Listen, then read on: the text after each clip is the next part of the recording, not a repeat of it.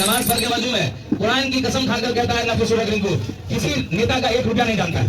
हमको पैसा लेकर ढूंढ रहे हैं कि रिंकू को 50 लाख 70 लाख रुपया दो, बैठा लो इसको। महागठबंधन के लोग अल्लाह की कसम खाकर कह रहे हैं, कुरान की कसम खाकर कह रहे हैं, कोई भाजपा के लीडर या किसी लीडर से हमारा कोई लेना देना नहीं, 1 रुपया किसी को नहीं जानते। हमारी जमीन इतनी गंदी नहीं है कि अपने आप को हम बेच लें, और शहर में किसी की हैसियत नहीं है कि नफीसुल हक रिंकू को खरीद सकता है। दरभंगा शहरी विधानसभा क्षेत्र से पहली बार निर्दलीय उम्मीदवार के रूप में नफीसुल हक रिंकू कुकर छाप के प्रतीक चिन्ह पर चुनावी मैदान में है। लगातार वे शहर के विभिन्न मोहल्ले में जनसंपर्क कर जनता के समर्थन की अपील कर रहे हैं। सोमवार को उन्होंने अपने समर्थकों व सहयोगियों के साथ अपने आवासीय कार्यालय परिसर में एक विशेष बैठक का आयोजन किया, जिसमें हजारों की संख्या में लोग उपस्थित रहे। बैठक को संबोधित करते हुए नफीसुल हक रिंकू ने कहा, कुछ लोग द्वारा उनके खिलाफ साजिश के तहत झूठे आरोप लगाए गए, लेकिन सच्चाई सामने आ गई और लोग असफल रहे, उनके नकाब उतर गए जो झूठे आरोप लगा रहे थे। वहीं उन्होंने भावुक अंदाज में कहा, मैं वजू की हालत में हूं, आप तमाम लोगों से कसम खाकर कहता हूं, मैंने किसी से कुछ भी नहीं लिया और न ही किसी से कोई बात बनी है। उन्होंने कहा कि जनता का प्यार और भरोसा उनकी असली ताकत है और वे जनता के विश्वास पर पूरी तरह से खरा उतरेंगे। वीडियो में देखिए आगे आई हुई भीड़ को भावुकता अंदाज में लोगों को संबोधित करते हुए नफीसुल हक रिंकू ने क्या कुछ कहा और अपने ऊपर लगे तमाम आरोपों को बेबुनियाद बताते हुए वो क्या कुछ कह रहे हैं, वो देखिए आगे वीडियो में। मैं आपको बताता हूँ कि हमको वही लोग रोकने के लगे हुए हैं जो महागठबंधन को जिताना उन लोगों का मकसद नहीं है, नफीसुल हक रिंकू को रोकना उनको मकसद है। ये अगर ये गरीब का बच्चा जुझारू लड़का अगर सड़क की हरू लड़ाई लड़ता है, शहर से लेकर जमीन से लेकर सड़क से लेकर कोर्ट तक, कल ये अगर आगे निकल गया तो हम लोग बड़े बड़े पैसे वालों का, हम बड़े बड़े फैक्ट्री वालों का, हम लोग ऐसी गाड़ियों में बड़े बड़े बैठ के घूमने वाले लोग, बड़े बड़े बंगलों में बैठने वाले लोग, ये अगर निकल गया आगे तो उसका हाथ हम पकड़ नहीं सकते। सारा शहर के लोग, सारा समुदाय के लोग इसके साथ लब्बैक करके पीछे चला जाएंगे, इसलिए मतलब रोकने की कोशिश कर रहे हैं लगातार हम। और मैं आप लोगों को यकीन दिलाता हूँ, चुनाव हार जीत तो अल्लाह के हाथ में है। हम तो पंचायतों से लेकर शहर के हर उन इलाकों में लोगों ने कहा है, हम तो कह रहे हैं एक तरफ भाजपा है, अपने लोगों के बीच रखा है बात कि एक तरफ भाजपा है और एक तरफ जो हमारे नाम लेकर घूम रहे हैं महागठबंधन के प्रत्याशी सहनी, वो आरएसएस के लोग हैं। किसी को नहीं पता होगा, सब जानते होंगे। तो आपको डिसाइड करना है तो आरएसएस को वोट देना है कि वो भाजपा को वोट देना है या नफीसुल हक रिंकू को मजबूत कराएगा। आपको सोचने की बात है, या आपको डिसीजन लेना है।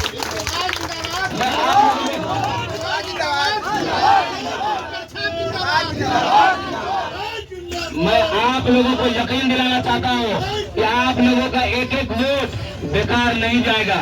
जो मेरे साथ खड़े हैं उनके साथ मैं खड़ा हूँ, जो मेरे साथ नहीं खड़े हैं उनके साथ ही नफीसुल हक रिंकू खड़ा है। याद रखिएगा, जब आपको मेरी जरूरत होगी, बड़े बड़े ठेकेदार, बड़े बड़े राजनेता अपने घरों में आराम करते होंगे और आराम करेंगे। चुनाव के बाद भी रिंकू की जरूरत कभी आपको रात को 2 बजे भी पड़ेगी।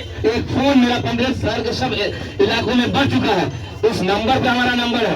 अल्लाह न करे कभी जरूरत पड़े आप लोगों को, अगर जरूरत पड़ेगी तो नफीसुल हक रिंकू को जरूर फोन करके देखिएगा।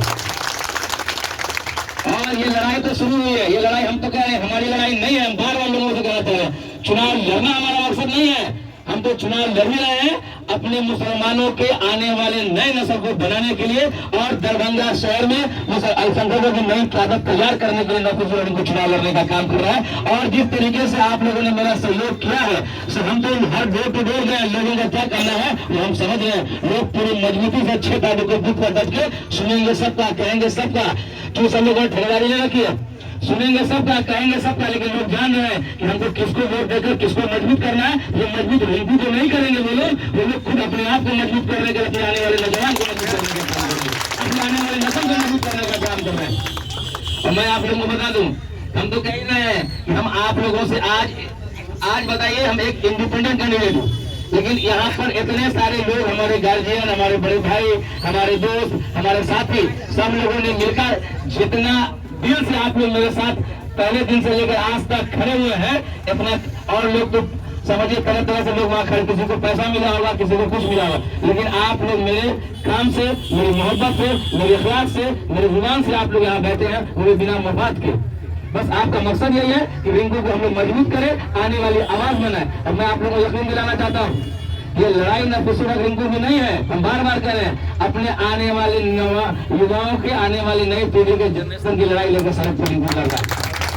बहुत तरह हमारे खिलाफ बहुत तरह षड्यंत्र रचा गया कि हमको सुने होंगे कि पैसा ले लिया 30 आप लोगों से, तो घर के लोग हम अभी नमाज पढ़ के वजू में कुरान की कसम खाकर कहता है नफीसुल हक रिंकू किसी नेता का 1 रुपया नहीं जानता है।